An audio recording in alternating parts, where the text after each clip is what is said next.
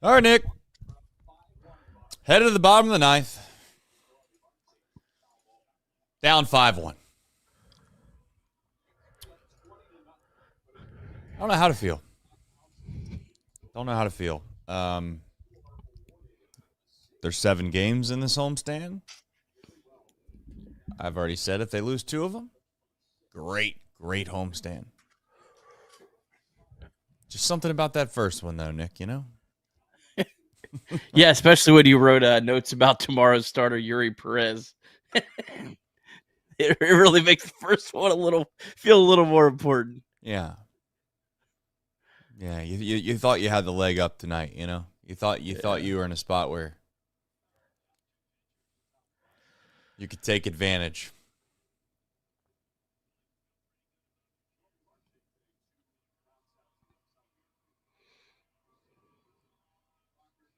It's funny too. You look at that line. I looked at the lineup today, and I was like, "Ooh, I like this lineup." I mean, this is like one of the more complete lineups we've had all year.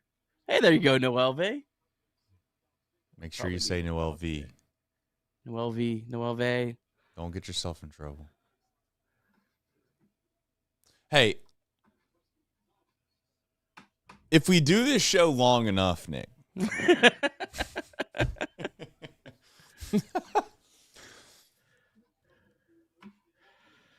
I don't know if we've ever kept track of this, but I'd like to know the largest deficit.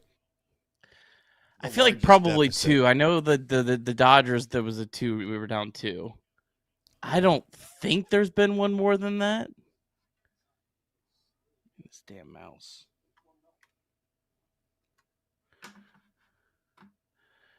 All right.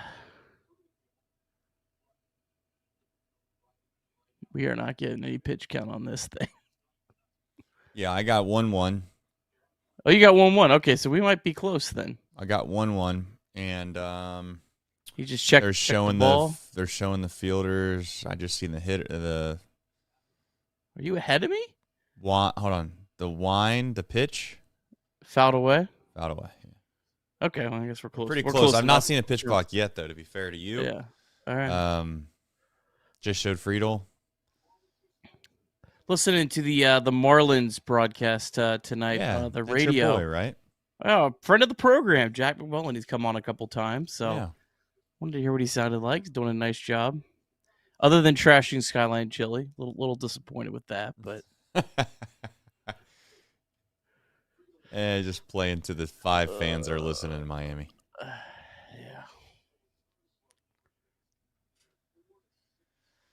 Yeah. Well, we need base runners, so I don't know. I mean, that play wasn't spectacular. I will say, though, the Marlins played some pretty good defense tonight. Yeah. I mean, they made some pretty nice plays.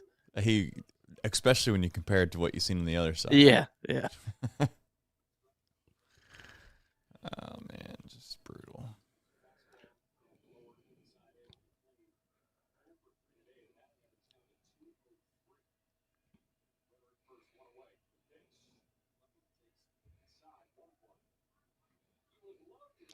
Klein just breaks my heart, man. Like, he was on a roll.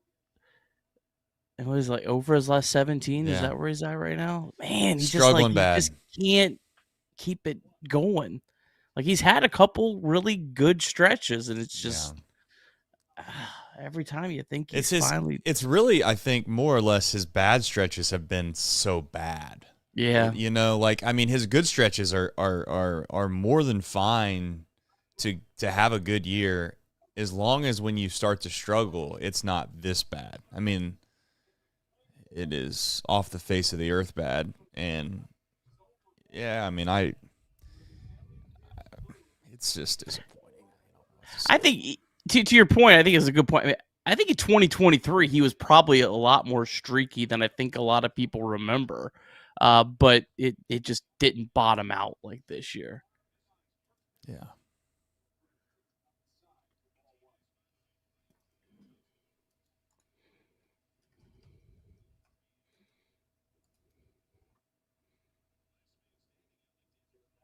Yeah, I mean, it's crazy that he has a lower strikeout rate this year.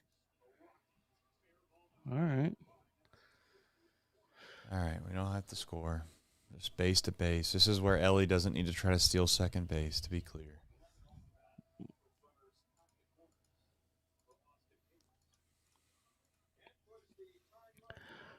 You don't need to try to go first and third on a base hit. Nothing crazy.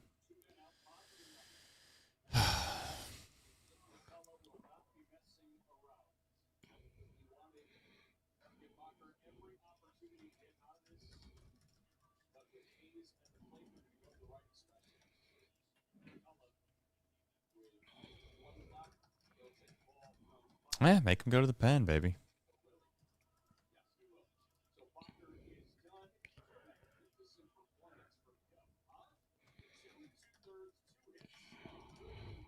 It's open inside of be kind of nice inside of PDF documents if you could rotate the direction from landscape to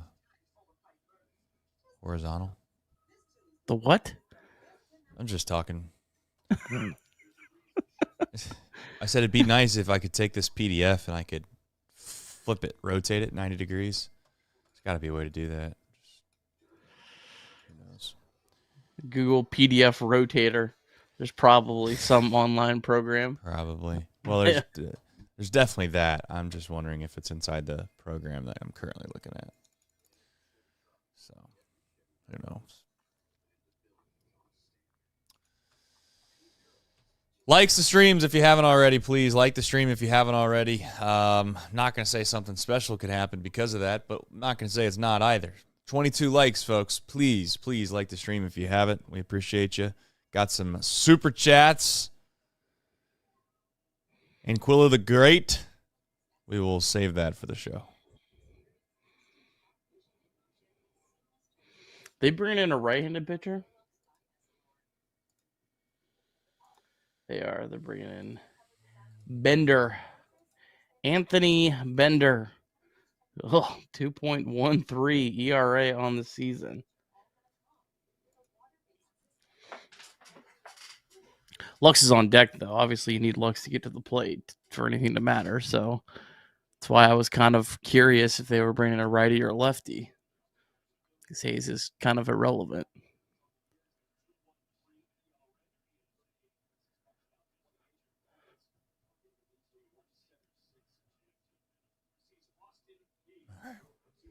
Just give me a little bit of hope, Nick. That's all I ask. Just a little bit of hope. Is that too much to ask?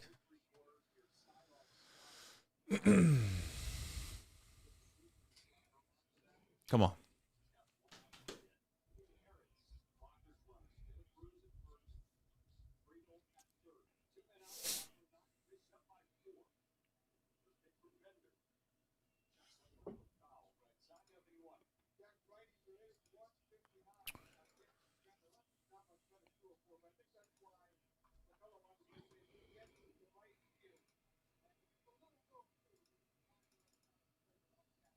Rotate view option. Jacob Doyle chimes in.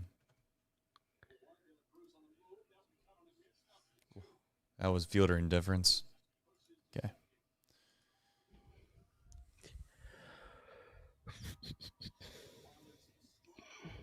Defensive indifference now. Maybe it's always been that. Is it called fielder indifference? Defensive indifference. Tomato, tomato. All right.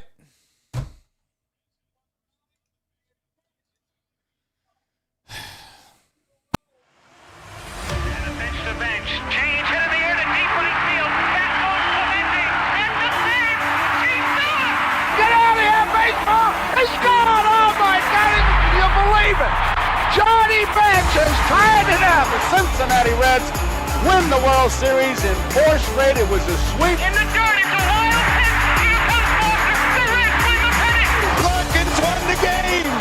That ball is fair. Cincinnati's ahead. 2 games to none. Welcome Joe Randa to Cincinnati.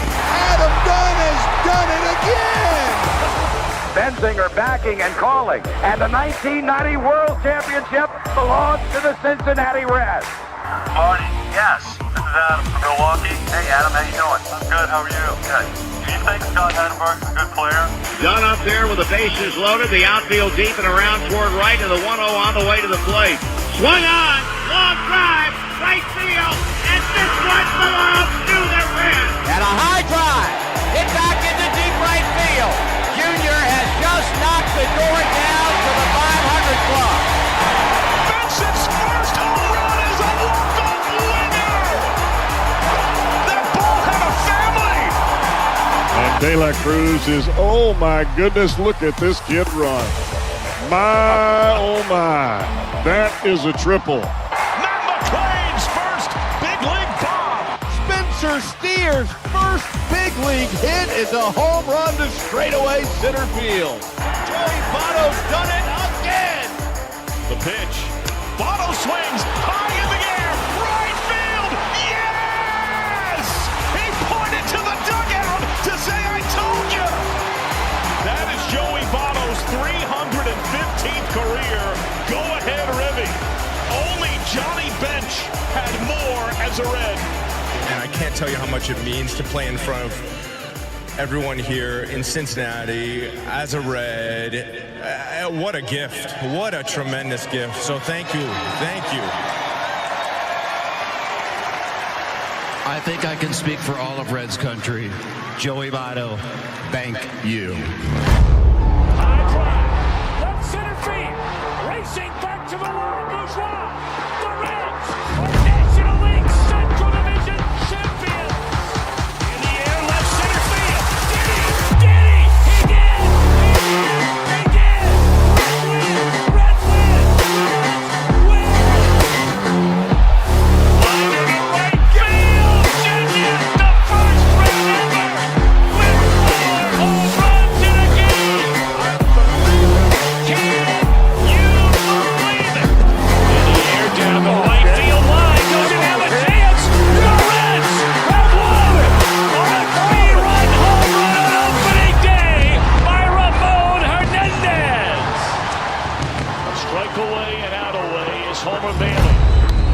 Ground ball to third. Frazier gloves. Throw to first, and Homer Bailey, for the second time in his major league career, has tossed a no-hitter. Oh, gosh. Oh, my God. Are you kidding me? Holy Moses, the second player in major league history to hit 7 home runs in the first 10 games. In the air, and the Reds win it. What a dream beginning to the career of Jay Bruce. All right, welcome into a losing edition of Chatterbox Reds. Unfortunately, it was the start of what we deemed as an important homestand, Nick, and it has not gotten off to the start that any Reds fans would have liked, not just because they were obviously beat, but probably more even the way they got beat. Just ugly brand of baseball. Not a whole lot offensively. In fact, you got 3 hits, 2 of them which came in the scoreless 9th inning. There's a lot to discuss. I always hesitant to say I don't know where this show's going to go, but I really don't know where this show will ultimately wind up. I could see us going down some rabbit holes perhaps, but I'm going to try to stay on track, at least at the very beginning of this show, because that's what professionals do.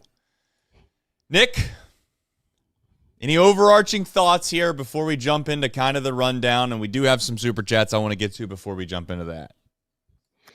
It's just a frustrating loss, after won those games back to back. Won the finale in Boston, won the first game on the 4th of July in Philly. Man, really feeling good now, 3 in a row. Just a tough loss, and this team's gotta shake it quick. Tito's motto's tomorrow's a new day. Tomorrow's got to be a new day. Yeah, or at least if it's going to be a new day, make it a little bit different than the day prior, hopefully, for the Red Lady's sake. We'll see tomorrow. We have a plethora of super chats. Let's run through them. Reese Rogers says, why is Richardson pitching and Edwin Rios not up? That's question number 1. Do you have an answer to that? Who's left in the bullpen? I mean, they kind of sort of went for it yesterday, didn't they? I mean, the last 2 days they pitched some pretty good relievers.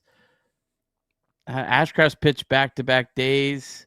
I don't see tonight as about relievers, though. I don't. Yeah, I don't either. I don't know. They need a better pitcher than Lyon Richardson, but with the pitchers he's got, I mean, Scott Barlow threw 29 pitches yesterday. I don't have an issue with that. They need a better option than Lyon. That's the problem. And I'm not even anti-Lyon Richardson. I think he's got a chance to be a decent pitcher, but he shouldn't be your top guy in that spot. I mean, Edwin Rios, he's a fine AAA player. I don't think he has lesser AAA stats than Ryan Vilade, Reese Hines, all the players that they've called up that haven't performed. Anquilla the Great says, I love McClain. Did spell McClain's name wrong. I'll let that go, but just so everyone knows, it is McLain. Anquilla the Great says, I love McClain, and he had a nice surge last month, but let's be honest here. Reds have a hole where he bats. If he bats in the 2-hole, it's been a hole all year long. We've discussed that a little bit towards the back end of the show on Sunday, and we continue to do it. And I don't know how long we're going to do it. We'll just do it again. Who gives a damn? You fall out of the car 3, 4, 5, 6 times because your seatbelt's not on. Don't change the rules. Don't tell nobody to put their seatbelts on. Let's just keep flying out of the car until somebody says, hey, maybe we should put some seatbelts in here and hold ourselves in. I don't know how many times we're going to get thrown around because we're incapable of making an adjustment with the lineup. And to be clear, do I think that was the difference tonight? No. It's more of like a long play, It's like if you eat healthy over a long period of time, it shows dividends, right? If you go out and you have some fast food a couple times, it ain't that big of a deal. I'm not going to sit here and act like just one night is going to make or break the entire season because of whatever lineup you decided to put out there. But if you do it over a really, really long period of time, yeah, it seems to add up, and it becomes relatively tiresome. And I'm getting really tired of always feeling like we're playing whack-a-mole with this damn baseball team. You think you got one problem fixed, and then boom, there comes another one. And you go to whack that one, and then boom, there goes another one. And you're like, it never ends. And I get it. It's part of baseball, and I guess that every other franchise probably goes through the same stuff. I get that the Dodgers have a bunch of guys that are injured. I get all of it. I understand it's not going to work out perfectly all the time. But I guess I'm more frustrated because it just seems like there is inconsistency is the only consistent thing that this franchise can ever do. We'll discuss that maybe and more here in just a bit. Alex Binyaz Harris says Tito doubles down when guys suck. I don't think Alex Binyaz Harris is a huge fan of Tito based off the things I've seen him say before. I'm not anti-Tito, to be very clear. I don't know how big of a difference it all makes at the end. He needs better players is kind of what I would think. But he says doubles down when guys suck, Espy, Lyon, and McClain. He's not wrong. Yeah. I mean, I guess I'm sure his response would be, I'm showing faith in guys, and it's proven to work, and I hope it does, but Do you think that he's shown loyalty to guys though that are just better players than these guys that he's showing loyalty to? Like that would make sense to me. Like if you had a quality player that has had an established career, I don't know, like maybe Goldschmidt struggles with the Cardinals for a bit, and you're like, you know what, we're just going to see this thing through no matter what. It's like, okay, that kind of makes sense, right? I think Arenado was struggling there for a brief moment, and it's like I could understand that, but I don't think there's many guys on this baseball team that you could probably say that they're worth just continuing to blindly put them out there over and over and over again. So yeah, decent point. Jacob Doyle says everything's fine. Let's not panic. Just keep calm and don't freak out. Tomorrow we get our groove back. Yeah, wow. That was kind of maybe some perspective I needed. I don't think I'm going to follow that lead, though, I must say. I'm trying to be that way. I'm like half in, and I'm half in and half out on that super chat, Nick. I know you're typically the one that's all in on that. Yeah, I mean, like, I think you got a point, but I mean, this isn't the way you wanted to start a very important homestand. I mean, sure, they go rattle off 6 wins in a row and everything is fine, but your chances of ending this homestand like we were hoping are significantly lessened by losing tonight. So I don't feel good about it. Chase Wellman is a member for 13 months. Thank you for being a member, Nutcutter, and a supporter of this channel. Very much appreciated, Chase. Thank you. 3 straight games with a 1-0 lead. Lost 5-1, 3-1, 5-1. I just think we were outclassed in Philadelphia. I truly mean that. And I'm not saying I'm okay with the fact of losing. I can understand why. Tonight didn't feel that way. Tonight felt like we were just so sloppy, and it was disgusting. It didn't seem like we were putting together too many competitive at bats. We didn't take advantage of really anything, and we were fortunate that Tyler Stevenson lined a baseball to right field when he was down 0-2 in a count, or else if he'd have struck out, I'm not sure we score a run. And they damn near tried to hand us a run because they walked 2 guys in the inning. They had 2 wild pitches, Nick. And we didn't make them capitalize on it. We did not. We didn't make them pay for their ineptitude. They look like a little league team too for just a short period of time, just like we did. Yet we didn't make them pay for it. I mean, you can't walk 2 guys in an inning, throw 2 pass balls, and unfortunately, you walk away with 1 run. That's what you have to show for it. Yeah, I mean they had junk on the ropes there in the second inning. He'd only walked 2 batters in 37 2/3 innings all year coming into the game. He walks 2 batters in that inning. So that was completely unlike him. They had the 2 pass balls. And then, I don't know. I don't want to crush Steer because if it was the other way, people would probably crush him. But he got a 3-0 pitch that I don't know if I was listening to the Marlins broadcast, as I said earlier.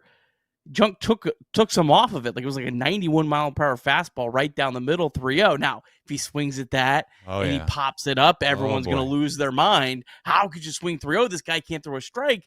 But I'm thinking, but this guy doesn't ever struggle with his command. And his command was not off the rest of the night. Like it turned right back on. And so I was like, that was like your one spot that you got a 3-0 pitch right down the middle, and then you got another 3-1 pitch that he took as well. That was a pretty good pitch also. And again, I'm not crushing Steer because if it was the other way, it could be easy to crush him the other way, but that was their one shot. And I'm sure that Spencer Steer right now is thinking, man, I should have taken the biggest hack of my life on that 3-0 and that 3-1 count because we could have had an entirely different ball game. Well, I think that if you're going to get upset at any of them, I think you get upset at the 3-1 pitch personally, because I 3-0 seems like I don't know. That's a crazy move. I mean, I'm looking at the pitch sequence right now, Nick. Basically the 6th pitch of the at bat. I know you're talking about the 4th pitch of the at bat. To be clear, the called strike, 91-mile-an-hour fastball. It was middle, but the 6th pitch, the 5th pitch was a little up. 6th pitch, Nick, on a 3-2 count was also a 91-mile-an-hour 4-seam fastball that was basically middle end. That's what I'm saying, and he's like the kind of pitcher that's only walked 2 batters the entire year. So like, his command's going to get back on, and you just can't miss those pitches, man.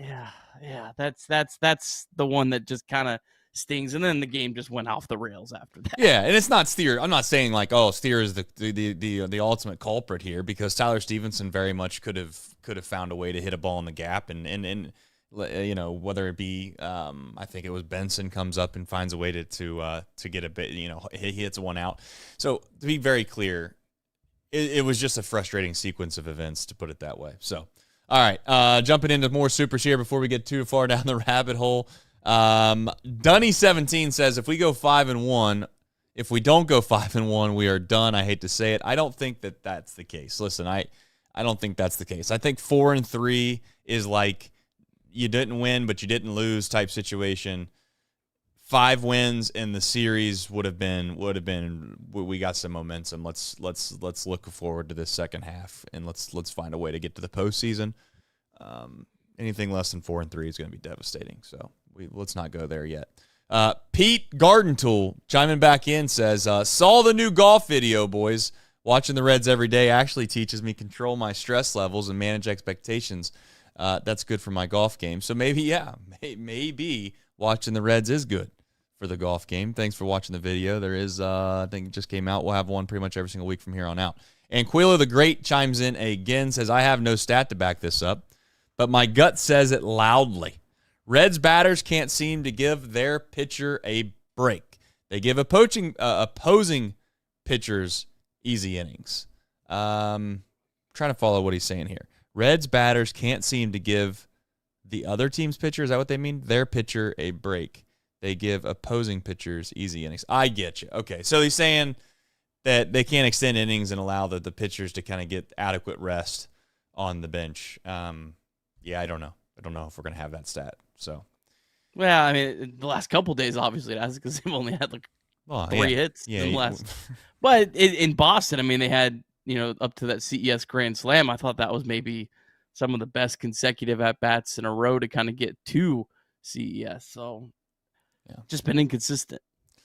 Final super of the night before we do a show here says, saying along the golf theme tonight mimics a chili dipped wedge followed by a piss poor club throw. An absolute abysmal display of baseball. It was absolutely abysmal, and we're going to talk about it right now. All right. Nick, I guess we'll do the box score recap if you have such a thing, and we'll just get it over with, and we'll talk about maybe some deeper lying issues. Let's do it. All right. Reds taking on the Marlins, game 1 of 4 at Great American Ballpark, and the first game of a 7-game homestand leading up to the All-Star break. Brady Singer up against Jansen Junk. Junk entered the game with only 2 walks issued in 37 in 2/3 innings pitched, but in the bottom of the second, he could not find the strike zone. He walked Hayes and Lux, and Hayes got to third on a wild pitch and a passed ball. Sears struck out for the first out of the inning, and then Tyler Stevenson hit a sac fly to put the Reds up 1-0. Benson then smoked the ball at 106 off the bat, but it was right at the second baseman to end the inning. Brady Singer pitched around base runners in each of the first 4 innings. However, in the 5th, Singer gave up 2 runs, both scoring with 2 outs, and the Marlins took a 2-1 lead. Spencer Steer finally got the Reds' first hit of the game in the bottom of the 5th, but the Marlins put up 2 more runs in the top of the 6th off Lyon Richardson and a bad inning defensively from the Reds. Noelvi Marte had a ball slip out of his hands with a pretty decent chance of cutting down a runner at the plate, and Tyler Stevenson made it worse by throwing the ball away, which ended up being the reason another run scored. Marlins took a 4-1 lead. Brent Suter gave up a solo bomb in the 7th to make it 5-1. Reds only had 1 hit going into the 9th inning. Noelvi Marte and Elly De La Cruz both singled, but they would be stranded. Reds lose 5-1.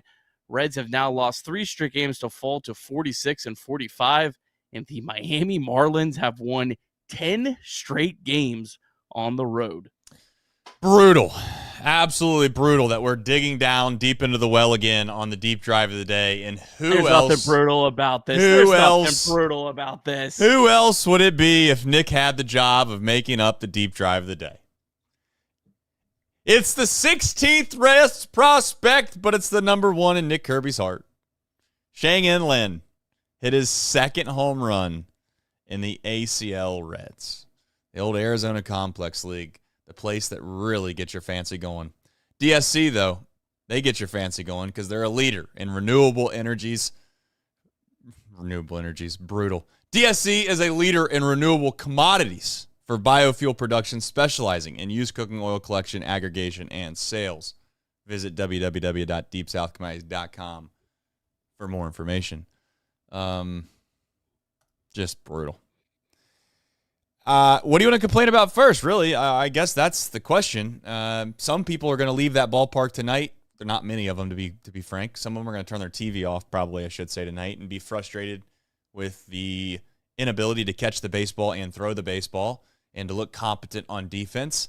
Some are going to get frustrated by the fact that this baseball team once again looks like their old self when it comes to the offensive side. Now, we've given this team a little bit of slack, if you want to call it that, on the fact that they faced some really good arms. They did face some really good arms on the road, so you want to try to be mindful of that.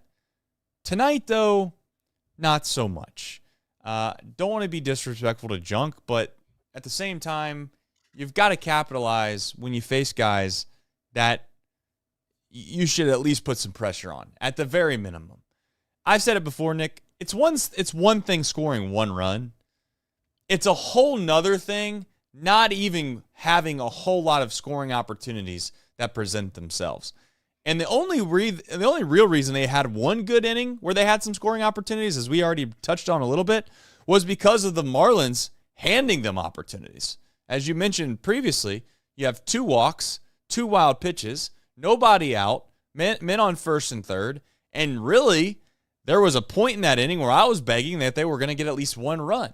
And they did. They scratched one across, giving them 1-0 lead, and as we all know, it would wind up not mattering. But once again, Nick, just not a whole lot of production from the same group of guys that we thought turned the corner, I think, is maybe the moral of the story.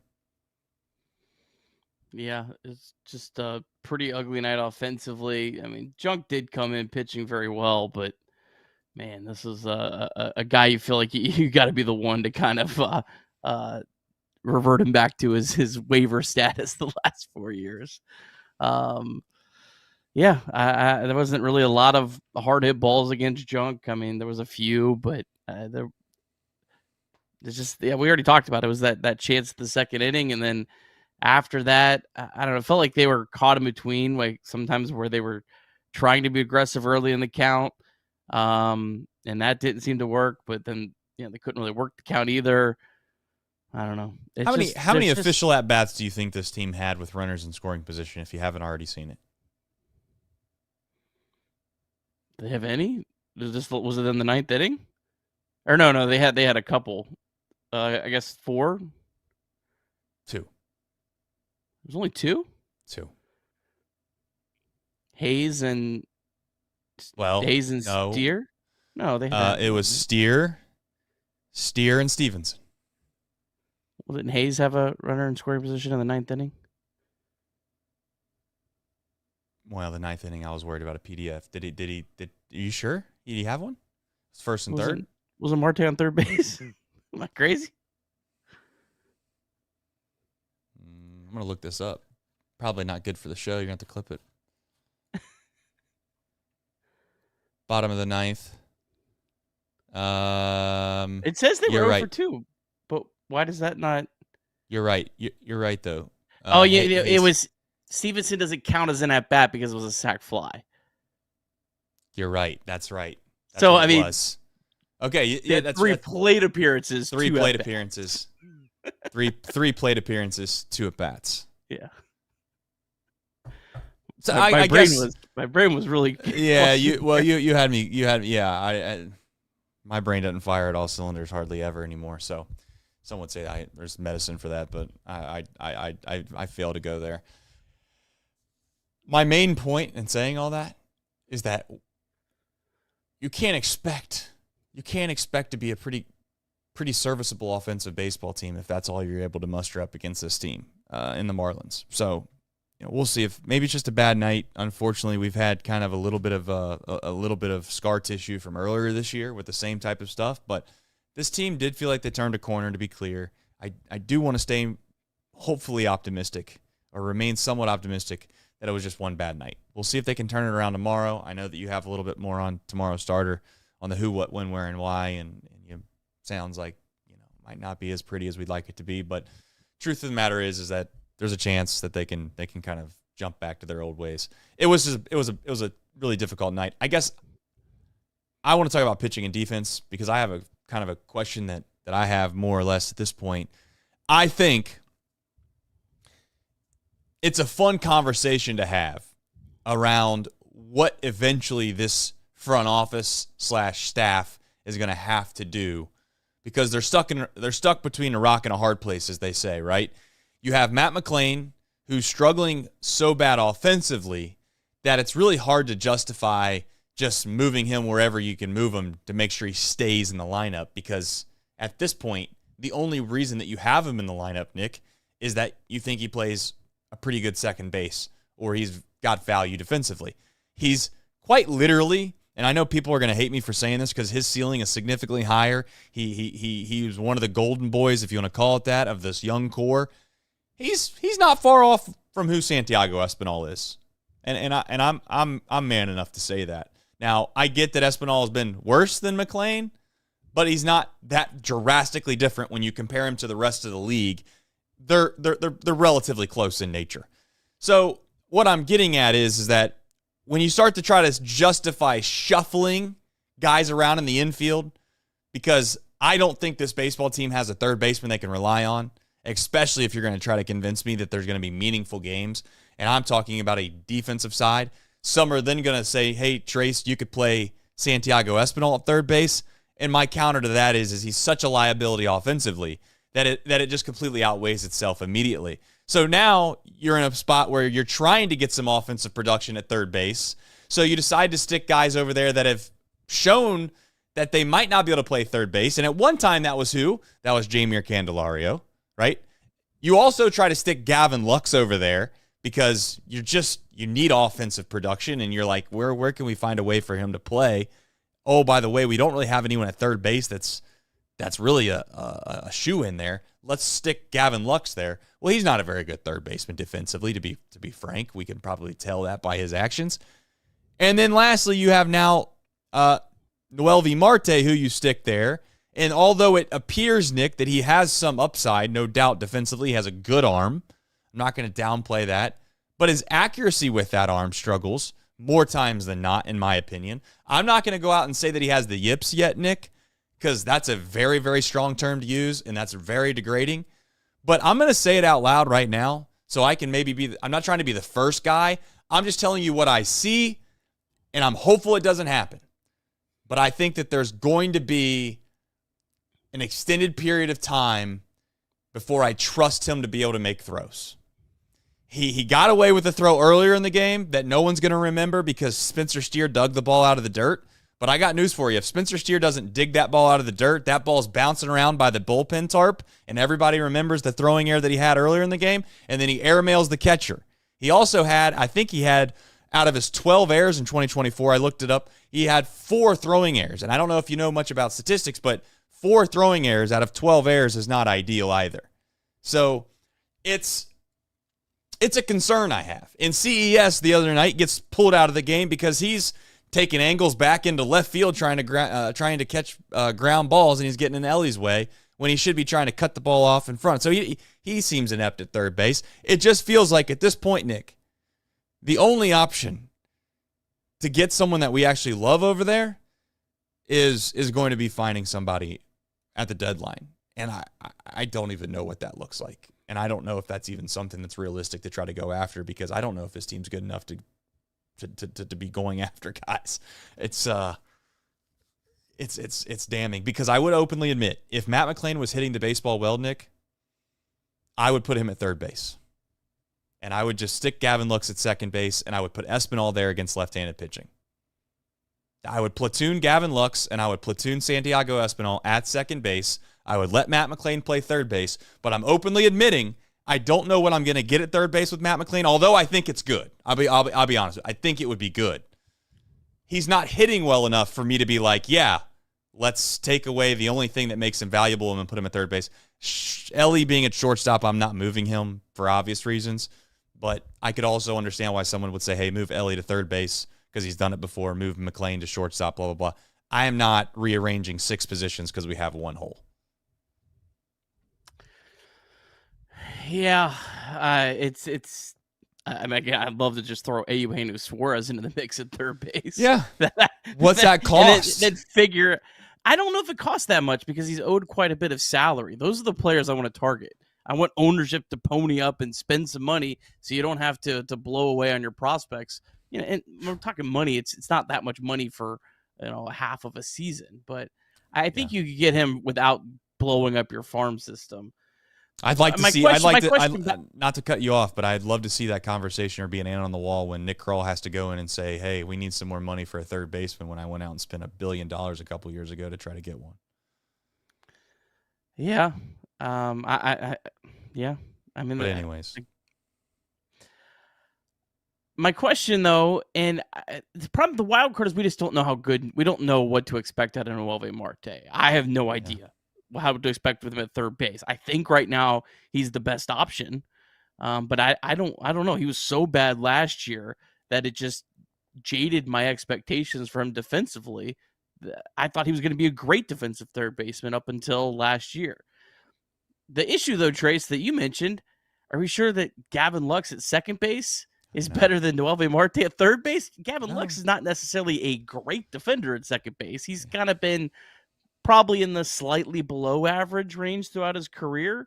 And we know Matt McClain's well above average. The problem is they just have too many of these guys. Like if he had just had Matt McClain at second base and he had a pretty good offense around, it'd be fine. If he just had Noelvi Marte at third base, and the problem is they just have too many of these guys that they're not bad, but they're just not great or even good. Right. Correct. They don't have enough bona fide good major league players. What I think they do have, and this is why we have this Jekyll and Hyde relationship with this team over the past year and a half, 2 years, is what they have are guys that are budding good Major League Baseball players that you're not sure if they can consistently be good. They look like they can be good over certain periods of maybe call it a week, 2, 3 weeks at times, and hell, even in Matt McClain's case, months. But I think this does go back to the point that many do make, is that when you put this many young players on a major league team, you run the risk of this happening, right? It's like trying to get a bunch of third graders into a classroom and expecting them to be quiet the entire time. There's a certain understanding that you might be able to convince them to stay quiet for, call it 10, 15 minutes. But if you think you're going to sit in there for 2 hours and they're going to stay quiet for all 2 hours, you're setting yourself up for failure. And I think that's kind of where I'm at with this baseball team. If you think you're going to go to a 162-game season and you're not going to have spells where you're going to have guys that are this young in service time in Major League Baseball and you're not going to go through periods of just pure frustration, you're fooling yourself. And I hate to say this, and I'm not trying to just continue to keep beating on a dead horse here, but there has never been a bigger failure from a domino signing than Jeimer Candelario. And I know people think that that's crazy to say, blah, blah, blah. That is really the reason we find ourselves in the position we're in, is that you went out and you spent a considerable amount of money when it comes to this franchise, and you completely swung and missed, and that player was supposed to be the exact player that we wish we had in Eugenio Suarez. The exact player. I mean, to a T. If you said, hey, Jeimer Candelario is Eugenio Suarez, that's who we signed up to get. And we don't have him. He's currently playing for the New York Yankees, or trying to play for the New York Yankees. Scranton Wilkes. Well, he's trying. He's getting there. He's waiting for an injury or two. Every time I think of Scranton, is that where Joey Votto retired, by the way? I feel like it was around that area. It was like some random minor league baseball team. I thought it was Dunedin in Florida. Is that where it was at? I know he was with the Blue Jays. I know he was with the Blue Jays. Buffalo. He went to Buffalo. Was his last stop. Yeah, Thank you. Yeah. Okay, I knew it was like New York somewhere in there, but anyway. Yeah. Scranton's in Pennsylvania, to be clear, right? Yeah. I don't want anybody coming after me thinking that I thought the Scranton was in New York. I have enough hate mail as is. Any other, I guess, food for thoughts on that? The Reds aren't going to do it, so it's a waste of time sitting here to discuss, you can move McClain there and this. If anything has shown us anything, they've had the worst hitter on our baseball team in the 2-hole all year. What makes us think they're going to shuffle the infield all around? Yeah. No, I mean, I think you bring up a good point. It's just, it feels like it feels like you either have to go bring in a veteran to throw into this mix, or if you don't, I think you have to ride with Marte and McClain. I'd love to be convinced otherwise. I just don't. I don't see it. I don't see a better option than just rolling with those two in those spots, unless you go get someone from the outside. Yeah, I'll be honest with you. I know it sounds crazy, but I almost think that the one position player in the infield is just as valuable as an outfield bat that everyone always talks about. I don't think the outfield's that bad. That's what I'm saying. I'm saying that but if you were to poll the fan base and you were to say, hey, what's the one thing that you think this baseball team needs? I think the vast majority of the fan base would say they want an outfield bat, because that's the thing that they've been that's what the fan base has been preaching for the past few years. And I'm not saying they're wrong. We definitely could use a good outfield bat, of course. But I got to tell you, the whole shuffling of chairs at third base is exceptionally difficult, and especially when you add in the idea that we keep throwing in. I'm trying to be respectful. We keep throwing in the worst hitting infielder we have in the 2-hole. It's been devastating. Yeah, I don't lineups. I don't think lineups matter a ton, but man, it just. If you just could we just try Friedl, Hayes, De La Cruz, Steer, Lux, like at least try to make it a little bit more difficult on the opposing pitcher early in the game when he's struggling. Yeah, I mean, I don't. Yeah, we're beating a dead horse. We do this every night. They're not going to do it. In fact, you want to do this? I'll tell you what. If you like this stream and you comment in the comment section after the show, can't do it now, after the show, I will Venmo you $20. No limit, zero limit on the amount of people that can win. You can only comment one time. You comment on the exact day that the Cincinnati Reds decide to change either the leadoff or the 2-hole hitter, okay? If it's not McClain, not Espinal, I'll give him Lux. I think Lux is the obvious answer. Probably get 2-hole. You tell me the day that they go 2 days in a row without putting McClain or Espinal. Do McClain, Lux, and Lux. Lux is batted second 12 times this year. Those 3 guys. If it's anyone outside of those 3 guys hitting in the 2-hole, you win. You just got to name the date. We should clip that, by the way. Hell, you can open that up to X if you want. I don't give a damn. It won't happen. It's not going to happen. It's not going to fundamentally happen. Lux, McClain, Espinal, 2-hole, book it. Rest of the year. Unless we trade them. But you name the date when you think that there'll be a different 2-hole hitter. Be my guest. It's like a carnival game, you know? When you think you got it, you don't. Just as soon as you think you got a way to be able to throw that ball and it spins perfectly and it stays in the bin, it just creeps right back out. The last time it wasn't one of those 3 was May 26th against the Royals. Has it ever been back-to-back days? Before that, the time it wasn't one of those 3 was Steer on April 27th, and then all the rest of them were the first couple weeks of the season.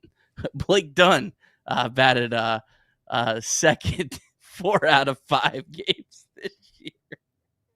That's funny. That's hilarious. Blake Dunn.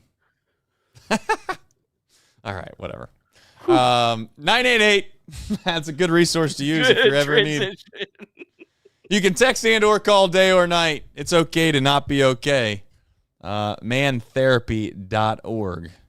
You can visit that right now, and in fact, it'll send you a reference link to basically StatCast, Baseball Savant, and Baseball Reference, just to kind of make sure that you can kind of keep up with the types of situations that you find yourself perhaps wondering why things are the way they are. But as a reminder, you can text or call 988 day or night, mantherapy.org. It's okay to not be okay. Super chats while we were away here. Noah, I'm guessing that's Downing, right? Is that why what is it? Is Noah Downing. Yeah, thank you. $10. Why can't it show me anyway? What about Steer in the 2-hole? Yeah, he's seeing the ball better. It definitely makes more sense now than it did prior to. At this point, I'll take whatever I can get. I'm not going to complain. I'd prefer if they just moved everyone up. Like, how about Elly in the 2-hole? What's wrong with that? Is Hayes not capable of hitting in the 3-hole? Is he not good enough hitter to take the vaunted 3-hole? What's wrong with that? I don't see a problem with it, personally. I like getting Elly on earlier in innings, too. Like, you get the first 2 guys out, and then Elly gets on base with a walk. It doesn't feel nearly as dangerous as if he gets on base with just 1 out, or hell, if he gets on base with nobody out. Like, it just, I don't know, it just changes the whole vibe of the inning if you got a base runner on. And how many times have we seen it this year where when Elly does get on base, it causes the pitcher to lose his effectiveness at the plate because he seems like he's paying too much attention to him when he's on the base pass. Whether he should be or not, I don't know, but it seems to be an effective strategy or something that does distract the pitcher. So let's move on. I mean, it's just same thing every night. Hunter Greene, terrible news. I know it's not the world's worst news because it's not like he's out for the rest of the season, but setback, Nick. Looks like he's not going to make his rehab start, and it's more than likely obviously going to mean that he is going to not be pitching right directly after the All-Star break. I do want to say really quickly, though, Nick, I don't think this is the case, but this is my optimistic hope, is that they see the All-Star breaks coming. They kind of want to use that to their advantage. They don't really want him to go out and just pitch and then have to wait to throw again. I'm hopeful that maybe there's just a small, I don't call it a distraction, but, feeling that he has right now. And they're like, you know what, let's just be safe. Let's get through the All-Star break and then we'll reconvene. But maybe not. I don't know. I hope that's the case, but they were already playing it safe with Hunter Greene. There's a lot of words about how we're got to get it right this time. We got to get it right. And so for them to have got him to the point where he was going on a rehab start and then to go back, I hope it's just precautionary, but it doesn't feel very good to me right now.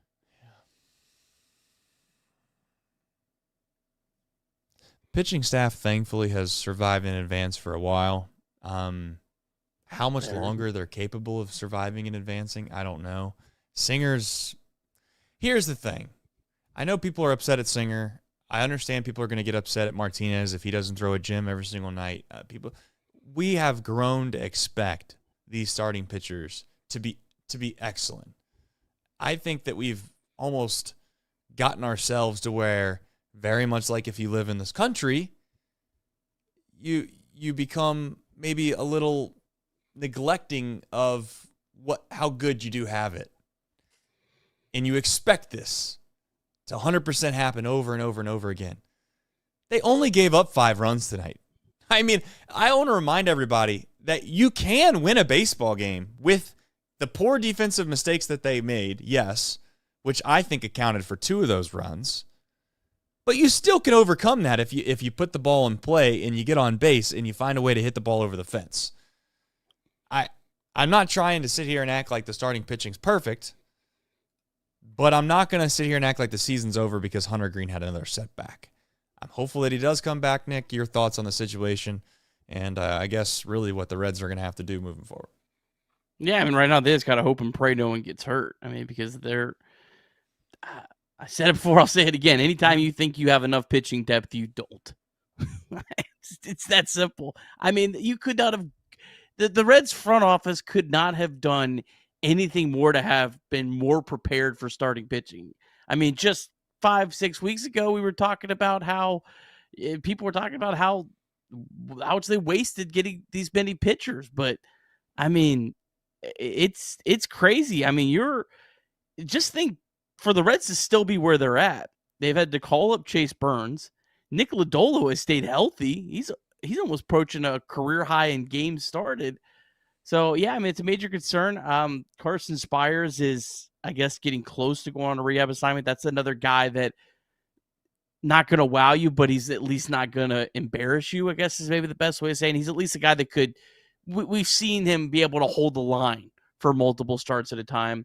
There's a guy, Brian Van Bell, down at AAA that I've been very impressed with that I think could maybe be a guy that could come up and hold the line. But outside of those two, I mean, it's bleak. It's bleak. And I mean, Abbott struggled in the second half. Lodolo's going to be poaching a career high in starts. Chase Burns is in his infant stage in his big league career. Brady Singer's the proven guy, but even Nick Martinez, he's never pitched a full season as a starter. So, I mean, starting pitching, I mean, it's growing more and more concerning if Hunter Green doesn't come back. Yeah, no, I mean, yeah. Well, Rhett Lauder, I mean, you go down the list of guys that you were hopeful to see throw the ball really well this year, and I'm assuming Lauder's done for the year. I mean, you haven't haven't had an heard update anything. in 2 months. Right, yeah, Rhett Lauder's not going to come back. If Hunter Green's incapable of coming back, it really then showcases really if you are able to get into contention of meaningful baseball, not to make this sound bleak and dire and sit here to try to be a negative Nancy, but I try to be a realist on this show. I think that's kind of why some people like this show, is because it's down to earth. I believe we try to be honest as fans. We get excited as fans. We're very much the same as you. But if you think you're going to go into a really good ballpark, which is what this team's probably going to have to do, because they're going to probably be the last wild card team in, you're going to have to go to a really good team, and you're going to have to beat them on their turf. Cubs. And I'm just saying, if you don't have Hunter Green, I mean, and again, Andrew Abbott, Godspeed, he's been unbelievably good. But if I would have told you that Andrew Abbott was your number one guy heading into this year, it would have been very toxic in regards to what this roster looked like. So, I'm not saying that you absolutely have to have Hunter Green tomorrow, but if he's not available for the rest of the season, this becomes disgusting. Yeah, and my solution, if you're still into it, I still think remains the same. It'd be go out and try to get, your Suarez type, maybe try to get another platoon right-handed outfielder. And I would just go out on relievers, even with the starting pitching the way it is. Yeah. And you know what? If you have to throw a couple bullpen games, you throw bullpen games. The Tigers got to the playoffs doing that. Because I don't love the idea of going out and trying to get a starter, and the starter the Reds are going to get is a guy that's a lottery ticket. Too expensive. Unless they're able to get someone on a salary dump. And I don't think that fixes. But if you can get multiple relievers, and I think that gives you a better chance of piecing this thing together. But the Reds are going to have to play really good baseball for the next 23 days, 18 hours, and 21 minutes, or none of this matters. That's fair. I think I completely agree. All right, we have Reds MILB. And on a night like tonight, you're gonna get the full dose of the Shang-Yin Lins of the world. We did have some Dominican Summer League action earlier today. The DSL Reds fell 9-4 to the DSL Astros Orange, but the DSL Rojos won 6-3 over the DSL Cubs Blue. Nabil Mariano had another good day, 2 for 4.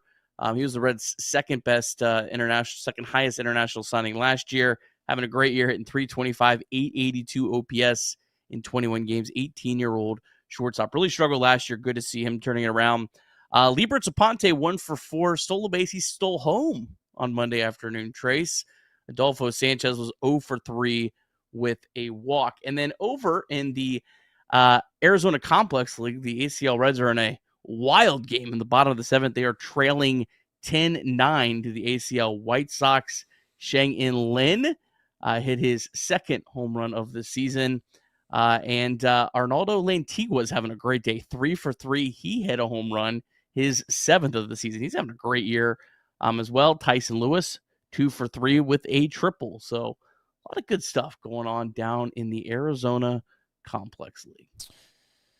All right. Still a big series, folks.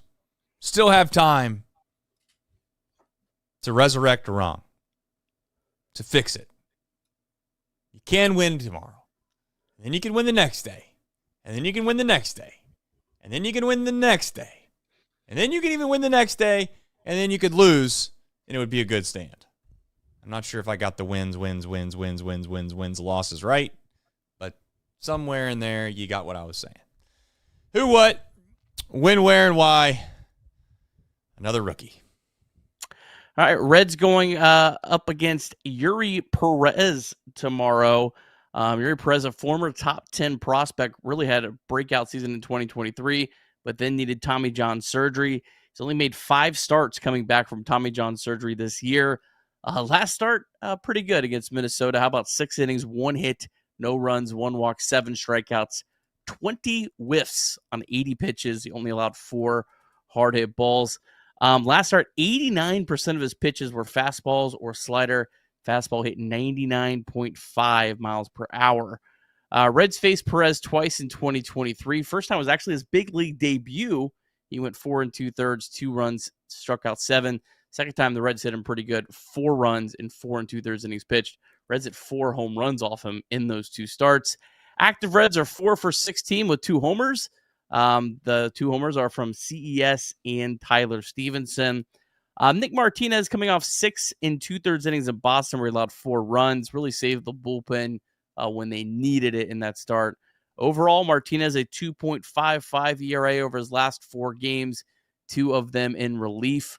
Martinez earlier there against the Marlins, 5 2/3 innings, 2 runs allowed. Active Marlins just 9 for 41, no homers, only 1 extra base hit. Sanchez 2 for 12, Edwards 2 for 8, and Stowers is 1 for 4. But yeah, I mean, Yuri Perez, an incredible talent, but you know what, Trace, this team, it's like the pitchers you're most concerned about. Somehow they seem to play decent about. The pitchers that you're like, yeah, that guy doesn't look too tough. They struggle. I don't know what to make of it. No, you can't make anything of this team because as soon as you think you got them figured out, you don't have them figured out at all. So you wake up, you find a way to turn the television on again tomorrow, or you go down to the ballpark and you watch, and you just don't know what you're going to get. We might be fired up tomorrow. Reds win 10-1. They look like they're back, better than ever. A couple guys hit some home runs, and we'll be on this show excited, and we'll discuss perhaps what they're going to need to do moving forward to make sure they make the postseason. Tonight, maybe not so much the case. Don't know what else to say other than if you don't mind, like the stream on your way out. Very much appreciate everybody's loyalty and tuning in here on a night like tonight. I know it wasn't, the most pleasant post-game show to watch, probably largely because it was a sour game to watch. But maybe tomorrow will be different. Maybe tomorrow will be different. I'm going to make a prediction. Okay. I think Matt McClenn's going to be out of the lineup tomorrow. Okay. Well, there's a chance that the 2-hole changes. Well, because CES hit a home run off Perez, so I think they're gonna put him in there. Okay. McClain getting the day off. You put Lux at second base. Okay. And CES is your DH. That's my prediction. We'll see if it comes to fruition. Yeah, we'll see. Espinal will be hitting second tomorrow, playing left field. All right. I'm kidding.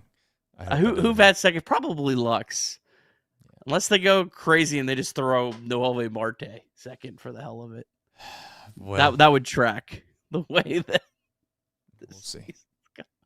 We'll see. All right.